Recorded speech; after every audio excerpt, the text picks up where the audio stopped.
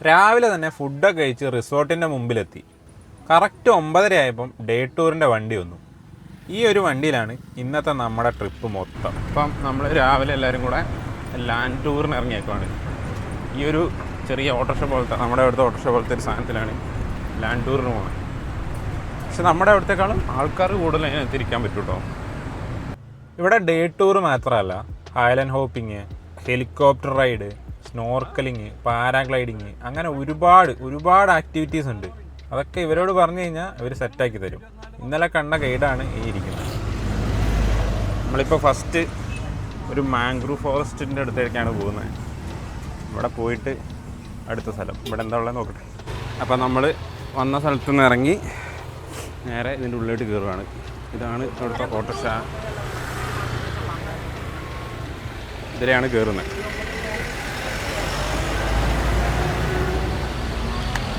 ഇവിടെ പക്ഷെ കാണാൻ അതിന് മാത്രമൊന്നും ഉണ്ടായിരുന്നില്ല എനിക്ക് നമ്മൾ ഈ നാട്ടിൽ ഈ സാധനങ്ങളൊക്കെ കണ്ടതുകൊണ്ട് ഇവിടെ വന്നപ്പം അധികമൊന്നുമില്ല. ജസ്റ്റ് ഇതാ ഇങ്ങനെ ഇറങ്ങുന്നു, ഇതിലെ കൂടെ ഒരു പാലമുണ്ട്, അവിടെ ഫോട്ടോ എടുക്കാൻ വേണ്ടി ഒരു സ്ഥലമുണ്ട്, അവിടെ വരെ പോയിട്ട് നമുക്ക് തിരിച്ചു വരാം.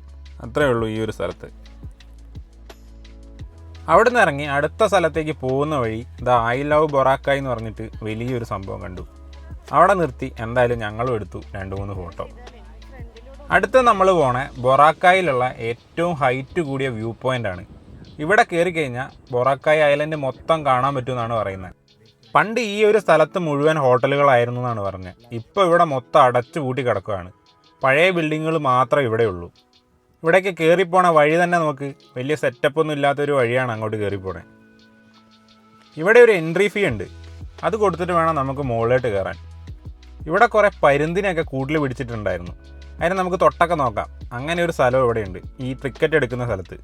അതും കഴിഞ്ഞ് നമ്മൾ മുകളിലോട്ട് കയറണം. ഏകദേശം ഒരു 100 സ്റ്റെപ്പിൻ്റെ അടുത്തൊക്കെ ഉണ്ട്. പക്ഷെ ഇവിടെ വലിയ അടിപൊളിയായിട്ട് മെയിൻറ്റെയിൻ ചെയ്ത് വെച്ചേക്കുന്ന ഒരു സ്ഥലമല്ല ഇത്. ഏറ്റവും ടോപ്പിലെത്തിക്കഴിഞ്ഞാൽ ഇതാണ് ഇവിടെ നിന്നുള്ള വ്യൂ.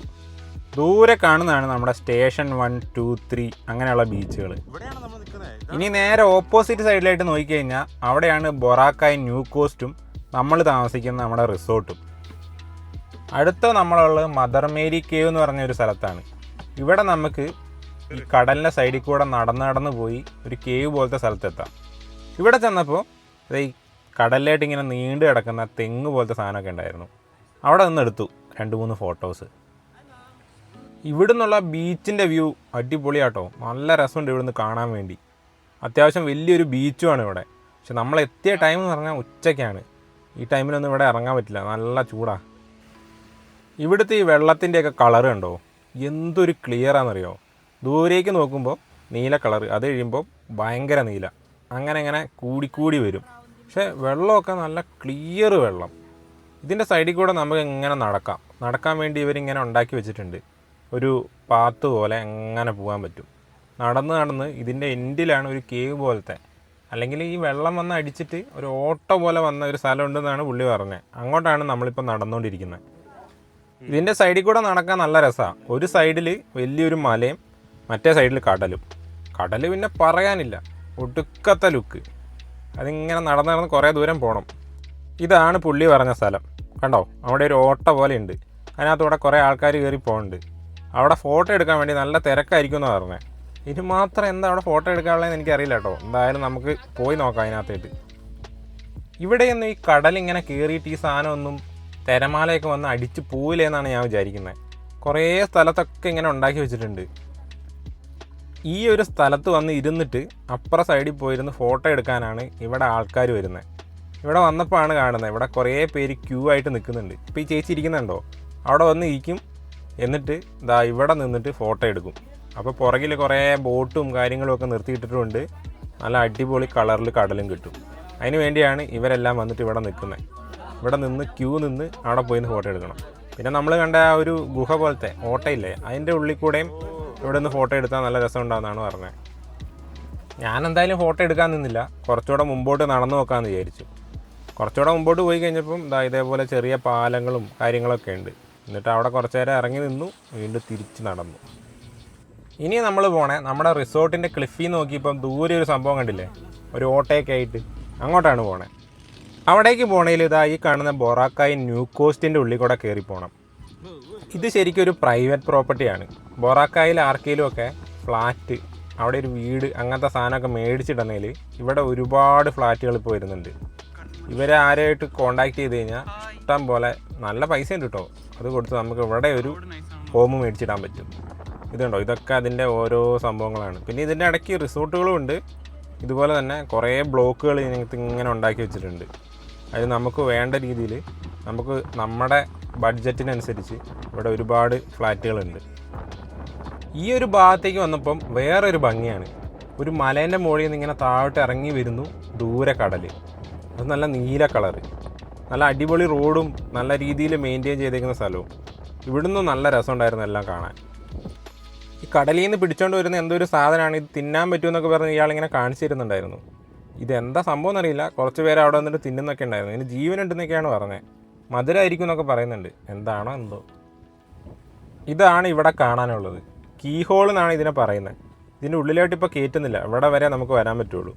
പിന്നെ അതും കണ്ട് അവിടെ നേരെ അടുത്ത സ്ഥലം. ഇതാണ് നമ്മുടെ ഡേ ടൂറിൻ്റെ last destination, Puka beach. First ഇതേപോലത്തെ ഒരു ബീച്ചിലോട്ട് വന്ന് ഇറങ്ങിയിട്ട് ഇതിൻ്റെ സൈഡിൽ കൂടെ നടന്ന് അപ്പുറ സൈഡിലെത്തണം. ഇപ്പം അയാൾ പോണില്ലേ, അതിലേ പോയി അതിൻ്റെ അപ്പുറ സൈഡിലെത്തിയാലാണ് അവിടെയാണ് മെയിൻ ബീച്ച് എന്നാണ് പറഞ്ഞത്. ഇതിലെ നടന്നു പോകുമ്പോൾ എന്തായാലും തിരമാലയൊക്കെ വന്ന് നമ്മുടെ മേത്തടിക്കും. അത്യാവശ്യം രസമുണ്ട് ഇതിലെ നടന്നു പോകാൻ വേണ്ടി. ഇതിലെ ഇങ്ങനെ നടന്ന് അപ്പുറ സൈഡിലെത്തണം. ഇവിടെയും മണ്ണ് കൊണ്ട് ഇങ്ങനെ സാധനം ഉണ്ടാക്കി വെച്ചിട്ടുണ്ട്. പിന്നെ അത് കമ്പ് കൊണ്ട് പുക്കാന്ന് എഴുതി വെച്ചേക്കുന്നുണ്ടോ. ഇവിടെ നിന്ന് ഫോട്ടോ എടുക്കണേ, ഇത് ഉണ്ടാക്കി വെച്ച ആൾക്ക് നമുക്കൊരു ടിപ്പ് കൊടുക്കണം. അവരവിടെ അങ്ങനെ നിൽക്കുന്നുണ്ടാവും ടിപ്പ് മേടിക്കാൻ വേണ്ടി. ഉച്ച സമയമായതുകൊണ്ട് ബീച്ചിലൊന്നും ആളില്ല. ഇവിടെ നല്ല ചില്ലടിച്ചിരിക്കാൻ പറ്റുന്ന ഒരു അടിപൊളി ബീച്ചാണിത്. ഈ ബീച്ചിൻ്റെ സൈഡിൽ കുറേ തെങ്ങും കുറേ ഗ്രീനറിയൊക്കെ ഉണ്ട്. അപ്പോൾ ഇവിടെ വന്നു കഴിഞ്ഞാൽ അങ്ങനെ റിലാക്സ് ചെയ്തിരിക്കാൻ പറ്റും കുറേ നേരം. പിന്നെ നമ്മൾ നേരെ തിരിച്ച് റിസോർട്ടിലേക്ക്. ഇതാണ് റിസോർട്ടിൻ്റെ വേറൊരു വണ്ടി. റിസോർട്ടിൻ്റെ ഗേറ്റിൽ നിന്ന് കയറിയിട്ട് റിസോർട്ട് വരെ എത്താനുള്ള ദൂരം ഞാൻ കാണിച്ചു തരാം. ഇപ്പോൾ നമ്മൾ കയറിയിട്ടുണ്ട്, ഇനി ഇതിങ്ങനെ പോകണം. ഇതിൻ്റെ ഉള്ളിൽ തന്നെ ഒരുപാട് ബിൽഡിങ്ങുകളുണ്ട്. പിന്നെ അതാ ഗോൾഫ് ഗ്രൗണ്ട്. ഇതിനകത്തൂടെയൊക്കെ ഇങ്ങനെ പോയി വേണം നമ്മളിപ്പോൾ നിൽക്കുന്ന ആ ഒരു ഹോട്ടലിൽ റൂമൊക്കെ ഉള്ളത്, അതായത് നമ്മുടെ റൂമൊക്കെ ഉള്ള സ്ഥലത്തെത്താൻ. റൂമിലെത്തി ഡ്രസ്സൊക്കെ മാറി നേരെ ഇവരുടെ പ്രൈവറ്റ് ബീച്ചിലേക്ക് വിട്ടു. ഇന്ന് ഇവിടെ ചാടണം, അതാണ് മെയിൻ പരിപാടി. ഇന്നലെ രാവിലെ വന്നപ്പോൾ കലങ്ങി മറിഞ്ഞ് കിടന്നതാണ്. ഇപ്പം നല്ല ക്ലീൻ ആയിട്ടുണ്ട്. പിന്നെ വലിയ തിരമാലയും കാണുന്നില്ല. പിന്നെ കുറേ പേര് അവിടെ ഇറങ്ങിയും കിടക്കുന്നുമുണ്ട്. അപ്പോൾ ഒന്നും നോക്കിയില്ല, നേരെ പോയി ചാടി അതിനകത്തിട്ട്. ഇവിടെയൊന്നും തീരെ ആഴമില്ല. അവർ ദൂരെ ഒരു കയറ് പോലെ കെട്ടിയിട്ടിട്ടുണ്ട്. അവിടെ വരെ നമുക്ക് നടന്നു പോകാൻ പറ്റും. അതുണ്ടോ ദൂരെ കാണുന്നത്, അവിടെ വരെ ഒട്ടും ആഴമില്ലെന്നാണ് പറഞ്ഞത്. അവിടെ വരെ വേണം നമുക്ക് പോവാം. നീന്താൻ അറിയില്ലെങ്കിലും ഇവിടെ കിടന്ന് ഭയങ്കര ഷോയായിരുന്നു. അങ്ങനെ കുറേ നേരം കടലിൽ കിടന്ന് അടിച്ച് പൊളിച്ചിട്ട് ഇവരുടെ ബീച്ച് സൈഡിൽ കയറിയിരുന്നു. ഇവിടെ ഒരു സംഭവമുണ്ട്, ഇത് കണ്ടോ. ഇതിൻ്റെ അടിയിൽ ഒരു പള്ളി, ഒരു പാറേൻ്റെ ഉള്ളിൽ ഒരു ഗുഹ പോലത്തെ സ്ഥലമാണ്. അതിൻ്റെ ഉള്ളിൽ നോക്കി കസേരയൊക്കെ ഇട്ടിട്ട് ഉള്ളിലൊരു കുരിശൊക്കെ വെച്ച് അവിടെ ഡെയിലി പ്രാർത്ഥനയൊക്കെ ഉണ്ടെന്ന് തോന്നുന്നത്. അങ്ങനെ ഒരു സെറ്റപ്പ്. പിന്നെ അവിടെ നിന്ന് ഇറങ്ങി വീണ്ടും ഡീമാളിലേക്ക് ഫുഡ് അടിക്കണം, പിന്നെ സൺസെറ്റ് കാണണം. ഇവിടെയും കണ്ടോ, സിഗരറ്റ് വലിക്കാൻ വേണ്ടി എല്ലാ പബ്ലിക് ഏരിയയിലും ഒരു സ്ഥലം ഡെഡിക്കേറ്റഡായി കൊടുത്തിട്ടുണ്ട്. കൊറിയൻ ഫുഡ് ട്രൈ ചെയ്യണമെന്ന് പറഞ്ഞിട്ട് ഒരു റെസ്റ്റോറൻറ്റ് കണ്ടുപിടിച്ചു. ചിക്കൻ ബിബിൻബാബാണ് മേടിക്കാൻ പോണത്. ഒരു കുഞ്ഞ റെസ്റ്റോറൻറ്റ്. ഇവിടുത്തെ ഒരു പ്രത്യേകത എന്താണെന്ന് വെച്ചാൽ ഇവിടെ ഒരു സൈഡിൽ എഴുതി വെച്ചേക്കുന്നുണ്ടോ, നമ്മൾ ഫുഡ് കഴിച്ചിട്ട് ബാക്കി വെച്ചിട്ട് പോയി കഴിഞ്ഞാൽ 200 അങ്ങോട്ട് കൊടുക്കണം. എങ്ങനെയുണ്ട്? അങ്ങനെ സാധനം വന്നു. നമ്മുടെ ഇവിടെ ചോറും പിന്നെ മുട്ടയും കുറേ കറികളും എല്ലാം കൂടെ ഒരു ഇലയിൽ വെച്ച് തരുന്ന പോലെ ഇവിടെ വലിയൊരു തളിക പോലത്തെ സാധനത്തിൽ ഇതിങ്ങനെ ഇട്ട് തന്നിട്ടുണ്ട്. ഇനി ഇതിങ്ങനെ മിക്സ് ചെയ്യണം. എല്ലാം കൂടെ മിക്സ് ചെയ്തിട്ട് വേണം നമുക്ക് കഴിക്കാൻ. ഇവക്കിത് നേരത്തെ അറിയാവുന്നതുകൊണ്ട് നമ്മൾ കോലൊക്കെ വെച്ച് നല്ല കുത്തി റെഡിയാക്കുന്നുണ്ട്. ഞാൻ ഈ ഒരു സാധനം ആദ്യമായിട്ടാണ് കാണുന്നത്, അതുകൊണ്ട് ഇങ്ങനെ നോക്കി നിന്നു എന്താ കാണിക്കുന്നതെന്ന് അറിയാൻ വേണ്ടി. എന്നിട്ട് ഇതിനകത്തിട്ട് സോസ് പോലത്തെ അവരൊരു സംഭവമുണ്ട്, അതുകൂടെ ഒഴിച്ചിട്ട് അവിടെ ശരിക്കും ഇങ്ങനെ ഇളക്കി. എന്തോ ഈ സാധനം ഇങ്ങനെ ഒഴിച്ച് മൊത്തം അങ്ങോട്ട് ഇളക്കി. നമ്മുടെ നാട്ടിലൊക്കെ ബിരിയാണിയൊക്കെ മിക്സ് ചെയ്യുന്ന പോലെ ഇങ്ങനെ മൊത്തം ഇളക്കി ഇനിയാണ് ഇത് കഴിക്കാൻ പോണേ. മറ്റേ കോല് പോലത്തുള്ള സാധനം വെച്ച് എടുത്ത് കഴിക്കണം എന്നായിരുന്നു, പക്ഷെ അതുകൊണ്ട് നടക്കാത്തതുകൊണ്ട് ഞങ്ങളെല്ലാം സ്പൂണൊക്കെ വെച്ചിട്ട് സാധനം കഴിച്ചു. അടിപൊളി സാധനമായിരുന്നു കേട്ടോ, എനിക്ക് നല്ലോണം ഇഷ്ടപ്പെട്ടു. ഞാൻ വിചാരിച്ചു കൊറിയൻ ഫുഡ് പണിയും പാളുമെന്ന്, പക്ഷേ നല്ല സൂപ്പർ സാധനം, അടിപൊളി സാധനം. ഈ ഒരു സാധനം നിങ്ങൾ എവിടെയെങ്കിലും പോകുമ്പം ട്രൈ ചെയ്ത് നോക്ക് കേട്ടോ. എനിക്ക് നല്ലോണം ഇഷ്ടപ്പെട്ടു.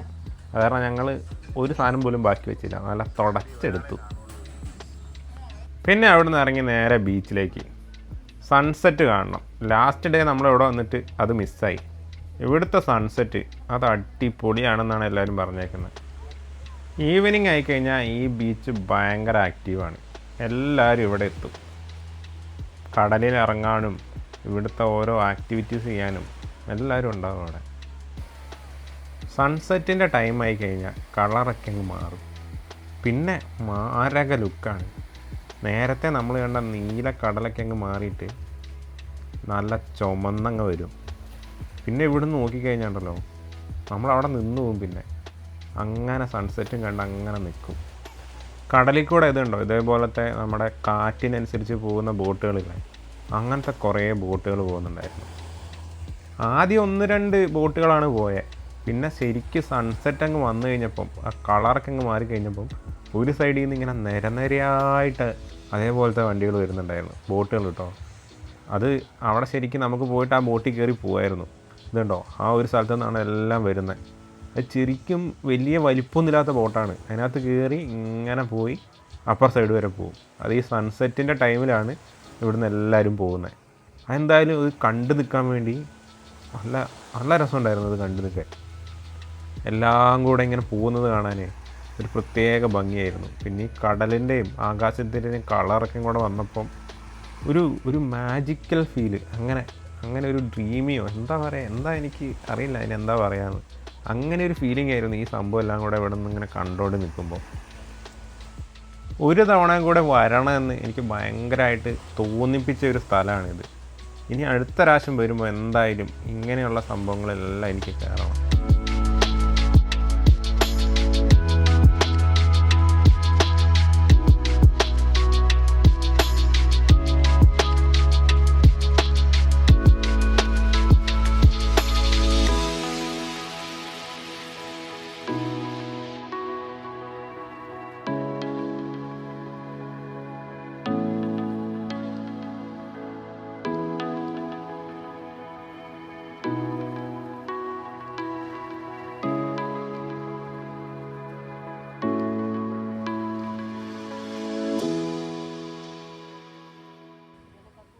സണ്ണൊക്കെ സെറ്റായി ഉള്ളിലോട്ട് പോയി കഴിഞ്ഞപ്പോഴേക്കും ഞങ്ങൾ പയ്യെ അവിടെ നിന്ന് ഇറങ്ങി. ഇനി നേരെ തിരിച്ച് ഹോട്ടലിലേക്ക്. ഇവിടെ ഉണ്ടല്ലോ ഈ ഡോഗ്സിനെ ഭയങ്കരമായിട്ട് കെയർ ചെയ്യുന്ന ആൾക്കാരായിട്ടാണ് ഞാൻ കണ്ടത്. ഇവിടെയുള്ള മിക്ക ആൾക്കാരുടെയും കയ്യിൽ ഡോഗ്സ് ഉണ്ടാവും. പിന്നെ നമ്മൾ എവിടെ പോയാലും അവിടെ ഡോഗ്സിന് വേണ്ടിയിട്ട് സ്റ്റോറുകളുണ്ടാവും. ഇവർ ഇങ്ങനെ നോക്ക് ഷൂ ഒക്കെ ഇട്ട് നല്ല ഉടുപ്പൊക്കെ ഇടിപ്പിച്ച് മുടിയൊക്കെ കെട്ടി അടിപൊളിയായിട്ടാണ് കൊണ്ടു നടക്കുന്നത്. പിന്നെ റിസോർട്ടിൽ പോയി ഒരു യൂനോ ഒക്കെ കളിച്ച് നേരെ കിടന്നുറങ്ങി. ഇന്ന് നമ്മൾ റിസോർട്ടിൽ നിന്ന് ചെക്കൗട്ട് ചെയ്ത് ബൊറാക്കായിനോട് ടാറ്റ ബൈ ബൈ പറയുകയാണ്. നമ്മൾ വന്നപ്പം ഇവിടേക്ക് വരാൻ വേണ്ടി ഇവിടെയുള്ള ഒരു ടീമിനെയാണ് ബുക്ക് ചെയ്തത് ട്രാൻസ്പോർട്ടിന് വേണ്ടി. പക്ഷേ ഈ റിസോർട്ടിൽ തന്നെ ട്രാൻസ്പോർട്ട് ഉണ്ടായിരുന്നു. അതാണ് നമ്മൾ പോയപ്പോൾ ബുക്ക് ചെയ്തത്. അവരുടെ ട്രാൻസ്പോർട്ടാണ് യൂസ് ചെയ്തത്. ആ ട്രാൻസ്പോർട്ട് യൂസ് ചെയ്തപ്പം അതിൽ കുറേ ഡിഫറൻസ് ഉണ്ടായിരുന്നു. നമ്മൾ വന്നപ്പോൾ ഇവിടെയുള്ള പബ്ലിക് ട്രാൻസ്പോർട്ടാണ് യൂസ് ചെയ്തത്, എല്ലാവരും കൂടെ കയറി വരുന്ന ബോട്ട്. പക്ഷേ നമ്മൾ ഈ നിന്ന റിസോർട്ടിലെ അവരുടെ ട്രാൻസ്പോർട്ടാണ് യൂസ് ചെയ്യുന്നതെങ്കിൽ അത് ഞാൻ ഓൾറെഡി പറഞ്ഞല്ലോ ഇവിടെയുള്ള ഏറ്റവും വലിയ റിസോർട്ടാണ്. അവർക്ക് സ്വന്തമായിട്ട് ബോട്ടും കാര്യങ്ങളും എല്ലാം ഉണ്ടായിരുന്നു. സ്വന്തമായിട്ട് അവിടെ ബോട്ട് ചിട്ടി പോലത്തെ വന്നിരിക്കാൻ വരുന്ന സ്ഥലമൊക്കെ ഉണ്ടായിരുന്നു. അത് നമ്മൾ അറിഞ്ഞിരുന്നില്ല. അതറിഞ്ഞായിരുന്നെങ്കിൽ വന്നപ്പോൾ നമ്മൾ ഇവരുടെ തന്നെയായിരുന്നു ബുക്ക് ചെയ്യുക.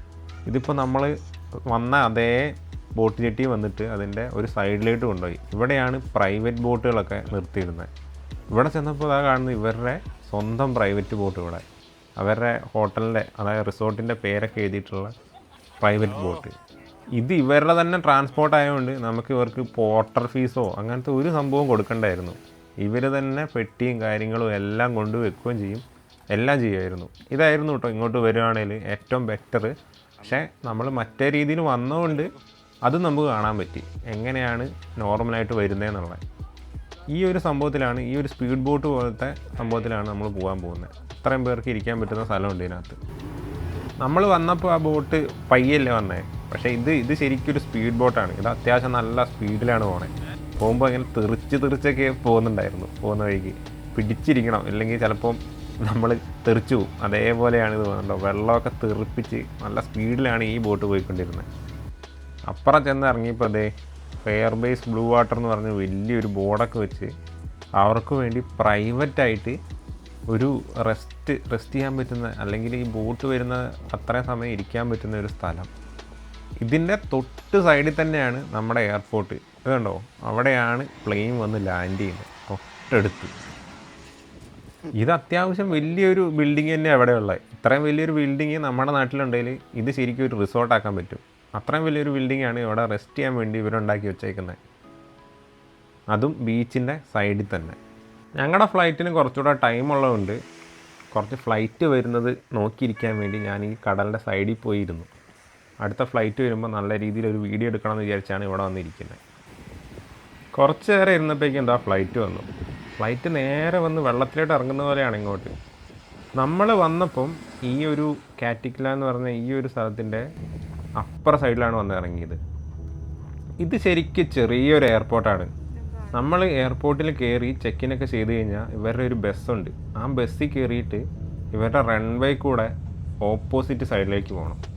ഓപ്പോസിറ്റ് സൈഡിലാണ് നമ്മൾ വന്ന് ഇറങ്ങിയത്. അവിടെ പോയിട്ടാണ് നമ്മൾ പ്ലെയിനിൽ കയറുന്നത്. ഇവിടെ നമ്മൾ മനിലയിലേക്കാണ് പോകുന്നത്. അവിടെ പോയി ഇന്നൊരു ദിവസം അവിടെ നിന്നിട്ട് നെക്സ്റ്റ് ഡേ കൊച്ചിക്ക് ഫ്ലൈറ്റ്. മനിലയിലെ മാൾ ഓഫ് ഏഷ്യയും അവിടുത്തെ കിഡിലൻ ഐമാക്സിൻ്റെയും ഡീറ്റെയിൽസുമായിട്ട് അടുത്ത വീഡിയോയിൽ കാണാം.